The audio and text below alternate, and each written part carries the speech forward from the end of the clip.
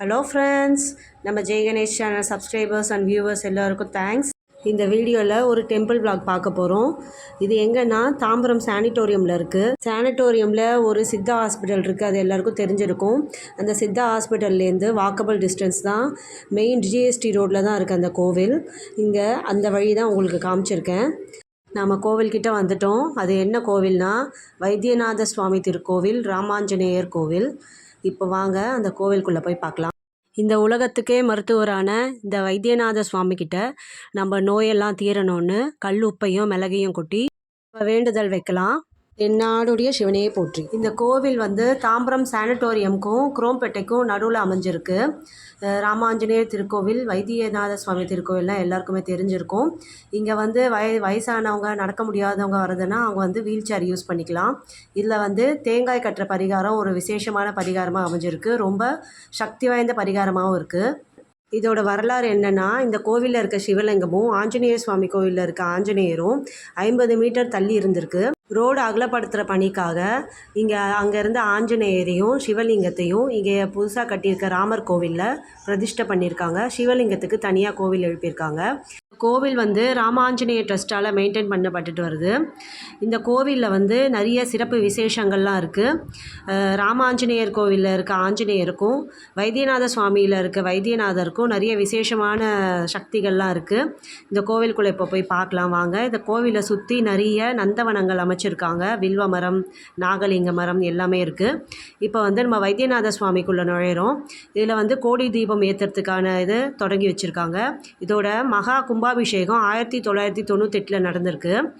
இப்போ வந்து இதில் முக்கியமான விஷயம் என்னென்னா, வைத்தியநாத சுவாமி கோவிலில் வெள்ளி வில்வ தலத்தால் அர்ச்சனை பண்ணுறாங்க. 108 அர்ச்சனை பண்ணி அந்த வில்வ தலத்தை நைவேத்திய பிரசாதமாக கொடுக்குறாங்க. அதே மாதிரி திருஷ்டி தோஷம் நீங்கணும்னா வைத்தியநாத சுவாமிக்கு தேங்காய் அர்ச்சனை பண்ணி அந்த தேங்காயை நம்ம வீட்டோட வாசலில் கட்டி வச்சா அந்த திருஷ்டி தோஷம்லாம் விலகும்னு ஐதீகம். இங்கே வந்து பார்த்திங்கன்னா வைத்தியநாத சுவாமி மூலவரை நம்ம பார்த்துட்டு சுற்றி வந்தீங்கன்னா இங்கே குரு இருக்கார், தட்சிணாமூர்த்தியை பார்த்துட்டு வந்தீங்கன்னா இங்கே வந்து விநாயகர் இருக்கார். விநாயகரை பார்த்துட்டு சுற்றி வரும்போது இந்த இடத்துல முருகர் இருக்கார். முருகர் வந்து வள்ளி தேவயானையோட காட்சி அளிக்கிறார். முருகரோட பேர் வந்து இந்த கோவிலில் முத்துக்குமார சுவாமி. நம்ம தஞ்சாவூர் சைடில் வைத்தீஸ்வரன் கோவில் பார்த்துருப்போம். அந்த கோவிலில் சுவாமிக்கெல்லாம் என்ன பேர் இருக்கோ அதே பேரோடையே இங்கே இருக்குது.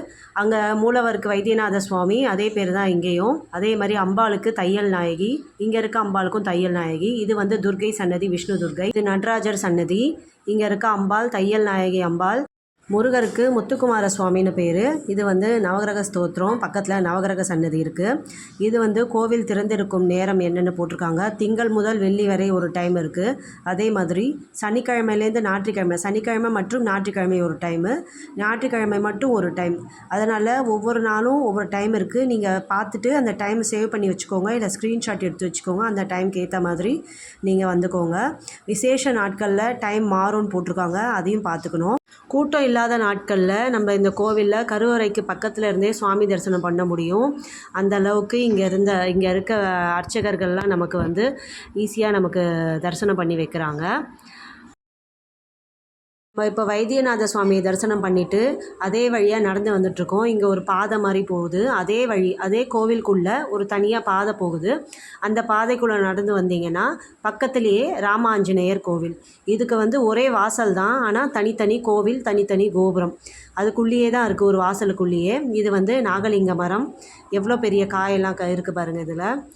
இப்போது நம்ம ராமாஞ்சநேயர் கோவிலுக்குள்ளே போகலாம் வாங்க. இப்போது கோவிலுக்குள்ளே நுழைஞ்சாச்சு. கோவிலுக்குள்ளே போன உடனே எதிர்க்க மூலவர் சன்னதி. மூலவர் ராமர் சீதா லக்ஷ்மணரோட தரிசனம் கொடுக்குறாரு. சிலை வந்து நல்ல பெரிய சிலையாக இருக்குது. நல்ல அழகான அலங்காரத்தோட அன்றைக்கி நல்ல தரிசனம் கிடச்சிது. அந்த மூலவரை பார்த்துட்டு கீழே இறங்கி வரும்போது சுற்றி வந்தால் மகாலட்சுமி தாயார் சன்னதியை பார்த்துட்டு நம்ம சுற்றி வரும்போது சக்கரத்தாழ்வாரும் நரசிம்ம பெருமாளும் ஒரே இடத்துல தரிசனம் கொடுக்குறாங்க. சக்கரத்தாழ்வார் முன்பக்கமும் அவருக்கு பேக் சைடில் நரசிம்ம பெருமாள் இருக்காங்க. இவர் தான் மூலவர் ராமர் சீதா லக்ஷ்மணரோட காட்சி கொடுக்குறாரு. அதுக்கப்புறம் யோக நரசிம்மர் நம்ம சொன்னபடி. அடுத்தது நாங்கள் போன அன்றைக்கி விஷ்ணு சகஸ்ரநாமம் பாராயணம் நடந்தது. ஏன்னா வந்து ஸ்ரீராம நவமி நெருங்கி வர்றதுனால பாராயணம் போயிட்டுருந்தது. இவர் தான் நம்ம ராமாஞ்சநேயர் கோயிலோட மெயின் ஹீரோ, காரியசித்தி ஆஞ்சநேயர். இவருக்கு இங்கே ஒரு சிறப்பு பரிகாரம் ஒன்று இருக்குது. நமக்கு ஏதாவது வேண்டுதல் பிரார்த்தனை ஏதாவது இருந்துச்சுன்னா, கல்யாணமோ இல்லை குழந்த பிறக்கணும், நல்ல வேலை கிடைக்கணும், இல்லைனா வெல்த் வைஸ் இம்ப்ரூவ் ஆகணும், எதுவாக இருந்தாலும் இங்கே ராம ஆஞ்சநேயரை வேண்டிக்கிட்டு இந்த மட்டை தேங்காய் ஒன்று அந்த ஆஃபீஸில் கிடைக்கும். அது வந்து இப்போதைக்கு 60 ருபீஸ் சார்ஜ் பண்ணுறாங்க. அது வாங்கி நம்ம சுவாமிக்கிட்ட வச்சு வேண்டிக்கிட்டு அதை எடுத்துகிட்டு போய் நம்ம அந்த இடத்துல கட்டணும். அது 21 நாளைக்குள்ளே அந்த தேங்காயை எடுத்து உரித்து அதை உடச்சி அந்த சுவாமிக்கு அர்ச்சனை பண்ணிவிட்டு அதை நமக்கு பிரசாதமாக கொடுக்குறாங்க. அந்த வேண்டுதல் 21 நாளைக்குள்ளே நிறைவேறிடுங்கிறது ஒரு நம்பிக்கை. இது வந்து நிறைய பேருக்கு நடந்திருக்குன்னு நான் கேள்விப்பட்டிருக்கேன். அதனால் உங்களுக்கு எதாவது வேண்டுதல் இருந்தால் கண்டிப்பாக நீங்களும் வந்து இந்த கோவிலில் நம்ம காரிய சித்தி ஆஞ்சநேயரை வேண்டி கண்டிப்பாக அதை கட்டுங்க. நம்மளோட நியாயமான பிரார்த்தனை எதுவாக இருந்தாலும் நம்ம காரிய சித்தி ஆஞ்சநேயர் கண்டிப்பாக அதை நிறைவேற்றி கொடுப்பாரு. அதனால் நீங்களும் ஒரு வாட்டி வாங்க, வந்து மனசார வேண்டிக்கிட்டு சுவாமிக்கு உங்கள் வேண்டுதல் நிறைவேறணும்னு அதை கட்டுங்க. உங்கள் வேண்டுதல் கூடிய சீக்கிரம் நிறைவேறும். நாங்களும் வந்து வேண்டிக்கிட்டு வந்தோம். இப்போ வந்து ஹரியையும் சிவனையும் நம்ம தரிசனம் பண்ணியாச்சு. ஹரியும் சிவனும் ஒன்றுங்கிறது இந்த கோவில் மூலமாக நல்லா ப்ரூவ் ஆகுது. ஒரே வாசலில் சிவன் கோவில், ராமர் கோவில் ரெண்டும் ஒன்றா இருக்குது. நீங்களும் வாங்க. இங்கே வந்து வைகுண்ட ஏகாதசி, ராமநவமி, அனுமன் ஜெயந்தி எல்லாம் சிறப்பாக கொண்டாடுறாங்க. அதே மாதிரி சிவனுக்கு வந்து அன்னாபிஷேகம், பிரதோஷம்லாம் நல்லா விசேஷமாக நடத்துகிறாங்க. இந்த வீடியோ உங்களுக்கு யூஸ்ஃபுல்லாக இருந்துச்சுன்னா மறக்காமல் சப்ஸ்கிரைப் பண்ணிவிடுங்க ஃப்ரெண்ட்ஸ். லைக் பண்ணுங்கள், உங்கள் ஃபேமிலி ஃப்ரெண்ட்ஸோட ஷேர் பண்ணிவிடுங்க. Bye friends.